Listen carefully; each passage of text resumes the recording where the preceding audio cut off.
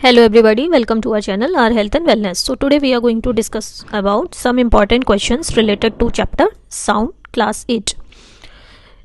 जब हमारे vocal cords thin होते हैं, टॉट होते हैं, तो वो हाई फ्रीक्वेंसी की साउंड प्रोड्यूस करते हैं. ऑन द कंट्रारी, जब हमारे वोकल कॉर्ड्स रिलैक्स्ड होते हैं, थिक होते हैं, तो वो लो फ्रीक्वेंसी की साउंड प्रोड्यूस करते हैं. डॉग्स की अगर ऑडिबल रेंज की बात करें तो वो 20,000 हर्ट्ज से ज़्यादा होती है. नेक्स्ट आ जाता है आपका नॉइज़ पॉल्यूशन को लिमिट करने के लिए क्या मेजर्स ले सकते हैं. तो नॉइज़ पॉल्यूशन को लिमिट करने के लिए सबसे पहले तो हमें साइलेंसिंग डिवाइसेस इंस्टॉल करनी चाहिए. जितने भी नॉइज़ी ऑपरेशंस होते हैं उनको रेजिडेंशियल एरिया से दूर रखने चाहिए. जितने भी ऑटोमोबाइल हॉर्न्स हैं उसको मिनिमाइज़ करना चाहिए, specially near hospitals and the school areas. Next होता है आपका जितने भी नॉइज़ प्रोड्यूसिंग इंडस्ट्रीज़ होते हैं वो रेजिडेंशियल एरिया से दूर होने चाहिए.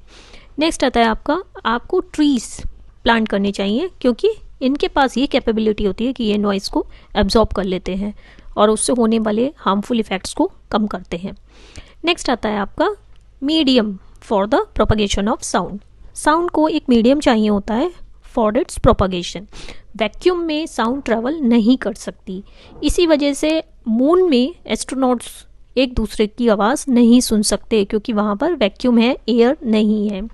साउंड मेटल्स में ज़्यादा तेज़ ट्रेवल करती है, सॉलिड्स में ज़्यादा तेज़ ट्रेवल करती है, लिक्विड्स में एज़ कम्पेयर टू सॉलिड्स कम स्पीड में ट्रेवल करती है, और एयर में उसकी स्पीड सबसे कम होती है. स्पीड ऑफ साउंड एयर की बात करें तो ये होती है 340 metres per second, which is slower then light. On the contrary, speed of light अगर वैक्यूम की बात करें तो वो होती है 3 × 10⁸ मीटर पर सेकेंड. नेक्स्ट आता है आपका कुछ म्यूजिकल इंस्ट्रूमेंट्स होते हैं जिनके कुछ स्पेशल पार्ट्स होते हैं जिसकी वजह से हमें स्पेशल साउंड सुनाई देती है. जिसमें अगर ढोलक की बात करें तो स्ट्रेच्ड मेम्ब्रेन की वजह से हम उसकी साउंड सुन पाते हैं जो वाइब्रेट करती है, जबकि सितार में स्ट्रेच्ड स्ट्रिंग की वजह से हम उसकी साउंड सुन पाते हैं. फ्लूट में एयर कॉलम की वजह से उसकी साउंड सुन पाते हैं. फ्रीक्वेंसी की बात करें तो फ्रीक्वेंसी होता है आपका नंबर ऑफ ऑसिलेशंस पर सेकेंड. नेक्स्ट आता है हमारा ह्यूमन बींग्स के लिए ऑडिबल फ्रीक्वेंसी कितनी है. ह्यूमन बींग्स के लिए ऑडिबल फ्रीक्वेंसी है 20 हर्ट्ज से 20,000 हर्ट्ज तक. और अगर ये फ्रीक्वेंसी 20,000 हर्ट्ज से ऊपर हो तो उसको हम अल्ट्रासोनिक वेव्स कहते हैं. टाइम पीरियड क्या होता है. टाइम पीरियड होता है आपका time taken by a particular particle to complete one vibration और ऑसिलेशन. नेक्स्ट आता है आपका sources of noise pollution. Sources of noise pollution क्या हो सकते हैं. तो हो सकते हैं आपके व्हीकल्स के हॉर्न्स, एक्सप्लोजन्स हो सकते हैं, क्रैकर्स बर्स्ट करते हैं जो हो सकते हैं, लाउड स्पीकर्स हो सकते हैं, एयर कंडीशनर्स हो सकते हैं. हाई वॉल्यूम पर अगर आप टीवी या ट्रांजिस्टर चला रहे हैं तो वो हो सकता है. डेजर्ट कूलर्स हो सकते हैं, मशीन्स हो सकती हैं. तो ये नॉइज़ पोल्यूशन ह्यूमंस के लिए क्यों हार्मफुल होता है, क्योंकि इससे हेल्थ इश्यूज हो जाते हैं. आपका ब्लड प्रेशर बढ़ सकता है, आपको इंसोम्निया हो सकता है जिसका मतलब होता है नींद ना आना. हियरिंग इम्पेयरमेंट हो सकता है, आपकी सुनने की जो कैपेसिटी है वो कम हो सकती है, एंग्जाइटी हो सकती है.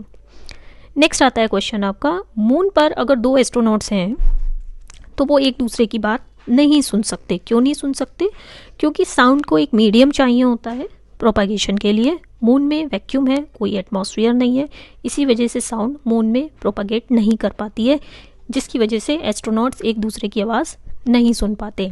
नेक्स्ट क्वेश्चन आता है आपका ऑडिबल साउंड्स. ऑडिबल साउंड्स कौन सी होती हैं. ऑडिबल साउंड्स वो होती हैं जो हमारा नॉर्मल ह्यूमन ईयर सुन सकता है. तो ये जो रेंज है वो 20 हर्ट्ज से 20,000 हर्ट्ज तक लाया करती है, जबकि इनऑडिबल साउंड्स वो होती हैं जो एक नॉर्मल ह्यूमन ईयर नहीं सुन सकता. जो फ्रीक्वेंसी 20,000 हर्ट्ज से ऊपर होती है वो नॉर्मल इंडिविजुअल्स नहीं सुन सकते. नेक्स्ट क्वेश्चन आता है आपका मिडिल ईयर में जो बोन्स प्रेजेंट होती हैं उसके नाम.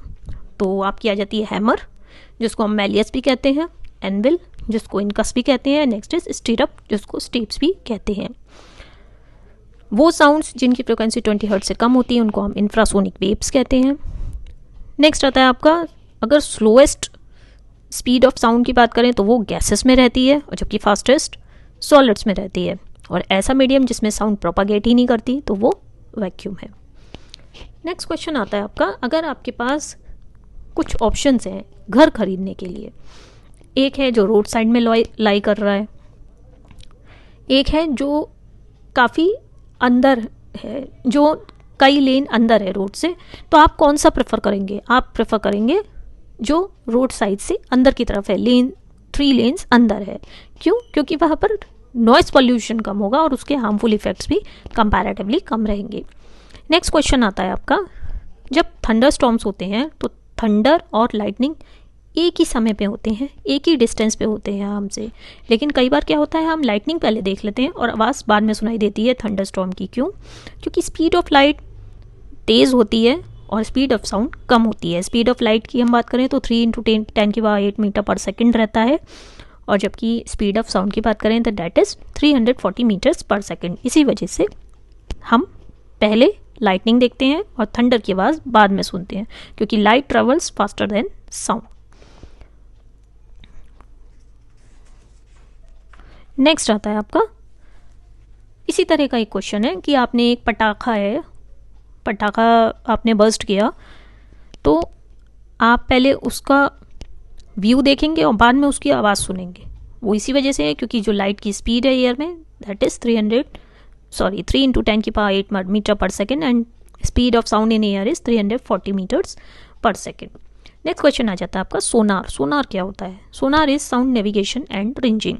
इसका यूज़ होता है आप जब सी की डेप्थ डिटरमाइन करना चाहते हैं, या अंडर वाटर हिल्स होते हैं या सबमरीन्स होते हैं, उनको लोकेट करना चाहते हैं।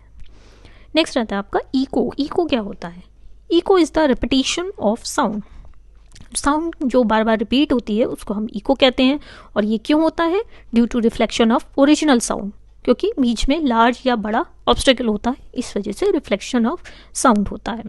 नेक्स्ट आता है आपका कि साउंड को सुनने के लिए क्या कंडीशंस चाहिए? तो सबसे पहले तो एक वाइब्रेटिंग बॉडी होनी चाहिए जो अपनी एनर्जी को ट्रांसफ़र कर सके सराउंडिंग्स में। नेक्स्ट होता है एक ऐसा मटेरियल होना चाहिए, मीडियम होना चाहिए जो उस एनर्जी को पिक करे और उसको फॉरवर्ड डायरेक्शन में प्रोपागेट कर पाए। नेक्स्ट होता है उसको सुनने वाला भी कोई होना चाहिए ताकि वो साउंड वाइब्रेशन के सिग्नल्स को रिसीव करे, उसको ब्रेन में ट्रांसफ़र करे और उसको इंटरप्रेट कर पाए। नेक्स्ट क्वेश्चन आता है आपका गैल्टन्स विसल क्या होती है? गैल्टन्स विसल जो होती है वो एक स्पेशल काइंड ऑफ विसल है जो अल्ट्रासोनिक वेव्स एमिट करती है, जिनकी फ्रिक्वेंसी 20,000 हर्ट्ज से 40,000 हर्ट्ज के बीच में लाई करती है। ये वाइब्रेशंस ह्यूमन बींग्स के लिए ऑडिबल नहीं होते, लेकिन डॉग्स उसको आसानी से सुन सकते हैं। उनको स्पेशल ट्रेनिंग दी जाती है ताकि वो गैल्टन्स विसल की साउंड सुन सकें। ये सिक्योरिटी पर्पज़ के लिए काफ़ी यूज़ किया जाता है। नेक्स्ट आता है आपका वर्किंग ऑफ ह्यूमन ईयर, जो कि बहुत इंपॉर्टेंट क्वेश्चन है, इसको फ्रीक्वेंटली पूछा जाता है।